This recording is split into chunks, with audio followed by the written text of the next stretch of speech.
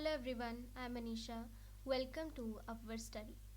तो आज हम एमएनएस का पूरा सिलेबस जो है वो डिटेल में कवर करने वाले हैं कि इसमें कौन कौन सी चीज़ें जो है, कौन कौन से टॉपिक आपको ज़्यादा पढ़ने हैं और क्या क्या चीज़ें आपको यहाँ पर कवर करनी है। तो ये सब चीज़ें हम यहाँ पर आज कवर करने वाले हैं, तो आप मेरे साथ बने रहिए। तो सबसे पहले हम अगर इसके सिलेबस की बात करें, एमएनएस के सिलेबस की बात करें, तो हमारे पास सबसे पहले आता है कि ये जो है वो 3 सेक्शन में आपका पेपर होता है। ठीक, यानी कि एक ही पेपर में आपके 3 सेक्शन देखने को आपको मिलेंगे, जिसमें पहला आपका जनरल इंग्लिश रहेगा, फिर आपका जनरल साइंस होगा, एंड देन जनरल इंटेलिजेंस या नॉलेज या फिर करंट अफेयर्स जो है वो इसमें पूरा सब कुछ मिक्स रहता है थर्ड सेक्शन में। हर एक सेक्शन आपका 50 नंबर का रहता है। ठीक है, तो आपको किस सेक्शन के ऊपर ज़्यादा जोर देना है, किस सेक्शन के ऊपर आपको ज़्यादा काम करने की ज़रूरत है, ये सब चीज़ें हम यहाँ पर देखने वाले हैं। ओके, तो यहाँ पर अगर हम सीधे तौर पर बात करें तो हमारे पास टोटल 150 क्वेश्चंस आ रहे हैं, 50 from English and 50 from science and 50 from your GS portion. ठीक है, तो हमारे पास 150 क्वेश्चन टोटल रहते हैं। तो हर एक सेक्शन आपका 50 मार्क्स का जो है वो रहता है, और आपको इसके लिए टाइम लिमिट जो मिलता है वो होता है 1 hour and 30 minutes, यानी कि टोटल आपके पास 1.5 घंटा रहता है। और ये एग्ज़ाम आपका कंप्यूटर बेस्ड होगा, और ये एनुअली कंडक्ट किए जाने वाला एग्ज़ाम है, यानी साल में ये एक बार ही आपका एग्ज़ाम होता है। ओके, तो यहाँ पर हम अपने सेक्शन की बात करते हैं इंग्लिश की, कि इंग्लिश में आपका क्या सिलेबस रहेगा। तो इंग्लिश में आपका जो सिलेबस है उसमें आपके सिनोनिम्स रहते हैं। देखिए, आपको बहुत ही बेसिक से क्वेश्चंस आते हैं, जो सिनोनिम्स आ जाएंगे, एंटोनिम्स आ जाएंगे, आपको फिल इन द ब्लैंक्स होंगे, और ये जो भी आपके फिलअप्स होते हैं ये आपके पार्ट्स ऑफ स्पीच से रिगार्डिंग यहाँ से क्वेश्चन आता है। जैसे आर्टिकल हो गया, तो आर्टिकल से क्वेश्चन बन जाएगा, या फिर आपका इसमें आ गया कि कंजंक्शन से क्वेश्चन हो गया, प्रेपोजिशन से आपका क्वेश्चन हो गया। तो इस तरह के जो टॉपिक्स हैं, जर्नल से टॉपिक्स हैं, उनसे ही ये क्वेश्चन जो है वो उठाते हैं। उसके बाद में हमारे वन वर्ड सब्सिट्यूट्स आते हैं। तो वन वर्ड सब्सिट्यूट भी बहुत ही आप देखोगे कि पूछे जाते हैं ज़्यादा। ये भी सेक्शन आपका काफ़ी ज़्यादा इंपॉर्टेंट है। और फिर मिस स्पेल्ड वर्ड्स का डिटेक्शन आपसे पूछा जाता है, यानी कि यहाँ पर आपको जो है वो स्पेलिंग करेक्शन करना होता है, जो कि काफ़ी इजी पोर्शन होता है। ओके, फिर आता है आपका स्पॉट द एरर। तो स्पॉट द एरर के लिए आपको कंप्लीट जो है वो नॉलेज होना ज़रूरी है, पूरे के पूरे पार्ट्स ऑफ स्पीच का भी, और पूरी इंग्लिश का जो ग्रामर पोर्शन है उसका आपको डिटेल्ड नॉलेज इसके लिए ज़रूरी होता है। उसके बाद में आपके आते हैं ईडियम्स एंड फ्रेजेस। तो ईडियम्स एंड फ्रेजेस जो है, देखिए, आप जितना इन्हें पढ़ेंगे ना उतना ही कम होगा। क्यों कम होगा? क्योंकि ईडियम और फ्रेजेस ये एक ऐसा पोर्शन है, अगर आप इसके ऊपर गौर करेंगे तो ये बहुत ही आउट ऑफ द बॉक्स आपसे पूछे जाते हैं, काफ़ी ज़्यादा टफ आते हैं। तो इनको जितना ज़्यादा आप पढ़ सकते हैं उतना ज़्यादा पढ़िए। ठीक है, फिर आपको आता है odd one out, and this is really very easy topic in your English, क्योंकि इसमें आपको 3 वर्ड्स एक जैसे दिए होंगे और एक वर्ड थोड़ा ऑड होगा, मीनिंग में अलग होगा, तो वो आपको डिटेक्ट करना होगा। So this portion is really very easy for you. फिर आता है सेंटेंस करेक्शंस। तो ये भी आपको जैसे पहले हम एरर्स को डिटेक्ट करेंगे, उसके बाद हम सेंटेंस को करेक्ट करने का काम करते हैं। तो ये भी आपको इस तरह के क्वेश्चन भी कुछ यहाँ पर बन जाते हैं। Okay, now let's talk about the grammar portion of English, that is your articles. तो इसमें आर्टिकल आएंगे, कंजंक्शन आएंगे, प्रेपोजिशन आएंगे। As I told you earlier कि यहाँ पर ये जो 3 सेक्शन है इससे आपको ज़्यादा करके फिलअप्स जो है वो बनते हैं, तो आपने उनके ऊपर जो है वो ज़्यादा ध्यान देना है। उसके अलावा आपके वर्ब्स रहते हैं, एक्टिव पैसिव वॉइस होते हैं, या सब्जेक्ट टू वर्ब एग्रीमेंट। यहाँ पर ये सब पोर्शन भी आपको अच्छे से कवर करते हुए चलना होगा। ओके, अब हम बात करते हैं यहाँ पर हमारे नेक्स्ट टॉपिक की।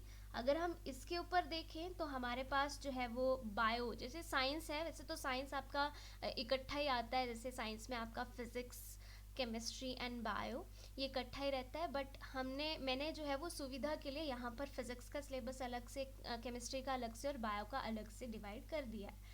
तो वैसे तो ये इकट्ठा ही होता है। तो बायो में हम देखते हैं आपको टेक्सोनॉमी वगैरह आएगा, सेल एंड मॉलिक्यूलर बायोलॉजी होगा, रिप्रोडक्शन होगा, जेनेटिक्स एंड एवोल्यूशन होगा, जो भी काफ़ी इंपॉर्टेंट चैप्टर है।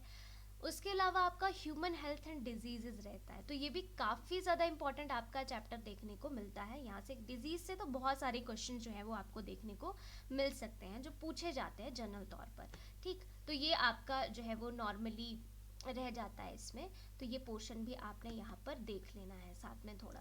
ओके, उसके अलावा अगर बात करें तो हमारे पास जो है वो बायोकेमिस्ट्री ये रहता है, और प्लांट फिजियोलॉजी होगा, ह्यूमन फिजियोलॉजी होगा। Human physiology is again very very important chapter, तो ये भी आपको यहाँ पर डिटेल में कवर करना है। बायोटेक्नोलॉजी एंड इट्स एप्लीकेशंस आपको यहाँ पर ये कवर करने होंगे।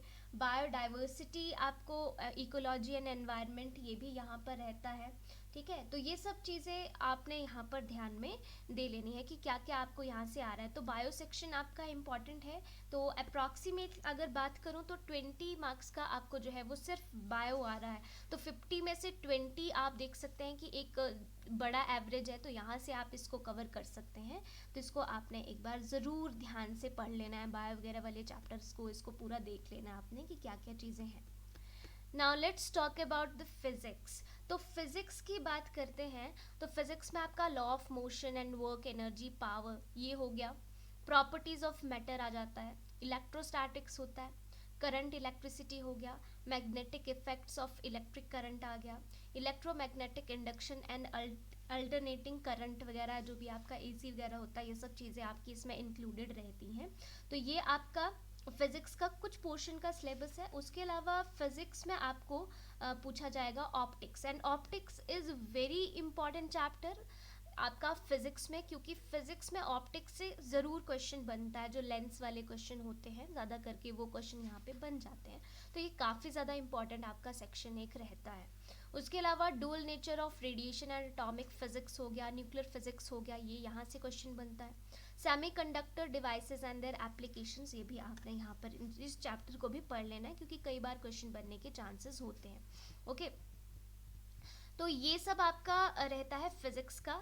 Now let's talk about chemistry. तो केमिस्ट्री में आपका एटॉमिक स्ट्रक्चर या SPD and F block elements हो गया, coordination chemistry and solid state chemistry हो गया, थर्मोडायनेमिक्स या इक्विलिब्रियम, केमिकल इक्विलिब्रियम हो गया, केमिकल काइनेटिक्स हो गया, इलेक्ट्रोकेमिस्ट्री हो गया, organic compounds and chemistry in everyday life. अब chemistry in everyday life is quite important topic here, तो ये आपने इसको ज़रूर कवर कर लेना है। उसके अलावा आपका organic compounds and chemistry in everyday life हो गया, बायोमॉलिक्यूल्स हो गया एंड पॉलीमर हो गया। तो ये जो आपका चैप्टर है यहाँ से ज़रूर क्वेश्चन आपका बनने की संभावना रहती है, तो ये 3 चैप्टर आपने अच्छे से कवर कर लेने हैं। तो आपका पूरा आप देख सकते हो कि +2 का जो केमिस्ट्री है वो काफ़ी ज़्यादा इंपॉर्टेंट है आपके एमएनएस के पेपर के लिए। +2 का केमिस्ट्री और +2 की आपकी काफ़ी ज़्यादा चीज़ें यहाँ पर कवर हो रही हैं। Okay, now let's talk about your GS portion. GS means your general studies, तो ये भी आपका देखा जाए तो आपका ये भी 50 मार्क्स का रहता है। कि साइंस के बारे में मैं आपको एक बात बता दूं कि जब हम साइंस के बारे में देख रहे थे, इसका सिलेबस देख रहे थे, तो मैंने इसका सिलेबस आपको बायो, फिजिक्स एंड केमिस्ट्री में डिवाइड किया था। Now bio is very important क्योंकि 20 मार्क्स का वेटेज जो है वो इसमें रह रहा है। Now chemistry is also important क्योंकि 20 मार्क्स जो है वो आपको केमिस्ट्री से खींचने को मिल सकते हैं, यानी 20 मार्क्स के क्वेश्चन आपको यहाँ से आ जाते हैं। फिजिक्स को जो है वो 10 नंबर का आपको फिजिक्स यहाँ पर देखने को मिलेगा, तो ये सब चीज़ें आपने थोड़ा सा ध्यान में दे लेना है। अब बात करते हैं जीएस यानी जर्नल स्टडीज़ की। तो यहाँ से पूछा जाएगा आपसे क्वेश्चन की नेशनल पार्क्स के बारे में, कि ये कौन सा, जैसे राजा जी आपका नेशनल पार्क कहाँ है, या फिर आपका जिम कॉर्बेट कहाँ है, तो इस तरह के क्वेश्चन आपसे बन सकते हैं। वाइल्ड लाइफ सेंचुरी से क्वेश्चन बन सकते हैं, अवार्ड एंड ऑनर से क्वेश्चन बन जाते हैं। ठीक है, कि किसी को रिसेंटली कोई अवार्ड मिला है या कोई ऑनर मिला है तो उसके ऊपर क्वेश्चन बन जाएगा। पॉस्टमसली किसी को मिला है वो क्वेश्चन हो जाता है। या फिर आप देख सकते हो जैसे फॉर एग्जाम्पल कि आपको कुछ स्टैटिक पोर्शन भी यहाँ पर पढ़ने को मिल सकता है, जैसे कि वहाँ से भी क्वेश्चन देखने को मिल, जैसे कि फर्स्ट इन इंडिया कौन थे जिन्हें नोबेल प्राइज़ मिला। इस तरह के क्वेश्चन जो है वो बहुत ही सिंपल होते हैं, बट रियलिटी में ये वाला सेक्शन है जहाँ पर सबसे ज़्यादा आप मार्क्स लूज़ करते हो। क्यों लूज़ करते हो? क्योंकि देखिए आपने इंग्लिश पढ़ा है, मैक्सिमम जो है वो इंग्लिश आपका ठीक ही होता है, मतलब बेस क्लियर होता है, बट आपका जो है, अगर बात करें साइंस की, तो साइंस सब्जेक्ट आपका ऑलरेडी +1 2 में होता है, तो साइंस में भी आपकी कमांड अच्छी होती है। बट ये जीएस एक ऐसा सब्जेक्ट है जो कि बहुत ही ज़्यादा वाइड है, क्योंकि हमें नहीं नहीं पता होता है कि किस एरिया से आपको क्वेश्चन आ जाएगा। दूसरी चीज़, अगर मैं जीएस के बारे में ये बताऊं कि आपका क्या होता है कि इस चीज़ के आप टच में नहीं होते हो। ओके, तो आपने क्या किया, आपके लिए ये नया सब्जेक्ट बन जाता है, तो नया सब्जेक्ट होने के कारण से ये थोड़ा सा टफ लगता है बच्चों को, तो इसके ऊपर थोड़ा सा आ जाता है कि ये सेक्शन आपका ऐसे रहता है। उसके अलावा आपकी कंट्री एंड देयर कैपिटल और उनकी करेंसी जो है, यहाँ से क्वेश्चन ज़रूर बनता है। तो पूरे की पूरी वर्ल्ड की कंट्रीज़ और उनके जो कैपिटल्स होते हैं, उनकी जो भी करेंसी होती है, वहाँ से क्वेश्चन बन जाता है। देखिए, हम जो अपवर्ड स्टडी जो इसके लिए कोर्स लॉन्च कर रहा है एमएनएस के लिए, उसमें हम बहुत ही डिटेल में हर एक चीज़ को कवर करने वाले हैं। ये ऑफलाइन भी रहेगा आपका आफ्टर कोविड, ये जो भी टाइम चल रहा है उसके बाद में। बट आप अभी जो है वो इसके ऑनलाइन बैचेस भी बैठ चुके हैं, तो आप देख सकते हैं कि इसमें बहुत ही डिटेल में आपको विद मैप्स जो है वो ये सब चीज़ें कवर करवाई जाएंगी। जैसे नेशनल पार्क है, वो भी with maps and with some sort of simple tricks. तो इसमें हम कुछ ट्रिक्स वगैरह आपको देंगे और कुछ निमोनिक्स वगैरह देंगे, so that you can easily remember these national park and wild life sanctuaries and all such thing. जो भी हम पॉसिबल हो सके उसके लिए चीज़ें प्रोवाइड करवाएंगे। ओके, लाइक यहाँ पर कुछ मोटो एंड स्लोगन भी पूछा, लाइक डू और डाई किसने दिया, ठीक है, ये हो गया आपका। या फिर इस तरह से आ जाएगा कि तुम मुझे खून दो मैं तुम्हें आज़ादी दूंगा, ये किसने बोला। और हाँ, तो फेमस यहाँ पर पेंटर और उनकी फेमस पेंटिंग्स के बारे में पूछा जा सकता है। फॉर एग्जांपल मोनालिसा पेंटिंग किसने बनाई। तो इस तरह की, I am just giving an example, इतना सिंपल भी आपको क्वेश्चन नहीं आएगा, बट इस तरह से क्वेश्चन आ जाता है। ओके, फिर आते हैं प्रेसिडेंट ऑफ डिफरेंट कंट्रीज। तो जहाँ पर कंट्री की कैपिटल और करेंसी की बात होगी, वहाँ पर आपको प्रेसिडेंट्स के बारे में भी पता होना चाहिए। अब देखिए, ये लर्न करना इतने इजी नहीं होते हैं, बट हम आपको कुछ ट्रिक्स देते हैं, कुछ क्लास नोट्स प्रोवाइड करवाते हैं, तो वैसे आपको ये करना जो है वो इजी हो जाता है। And revision is the key of success.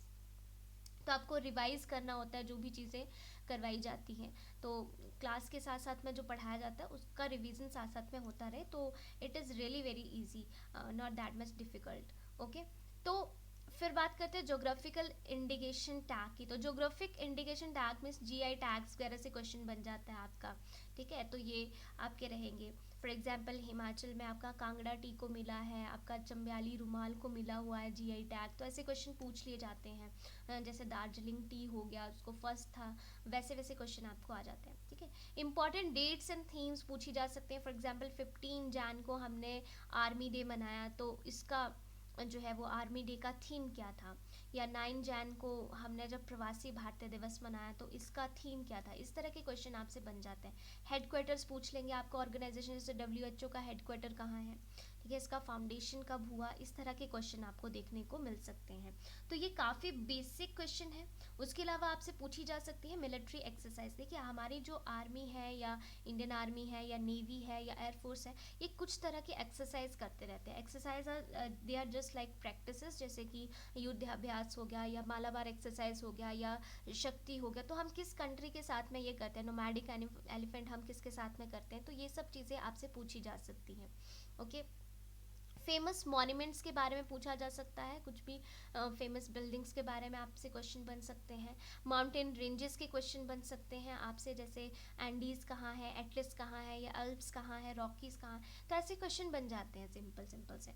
River, island या सी, लेक या ओशन के ऊपर क्वेश्चन बन जाएगा, ठीक है, तो ये आपके पूछा जा सकता है। नेबरहुड कंट्री के बारे में पूछा जा सकता है कि ये जो कंट्री है इसके सराउंडिंग और कौन सी कंट्रीज़ के साथ में बॉर्डर बनाती है। ऐसे क्वेश्चन, मतलब मैप की क्लैरिटी आपको बहुत ज़्यादा ज़रूरी है। ये चीज़ भी आप ध्यान में रखिए कि अपने पास आपको हमेशा मैप्स रखने हैं या स्टेंसिल वगैरह रखना है, तो वो आपको प्रैक्टिस से ये सब चीज़ें आ जाती हैं।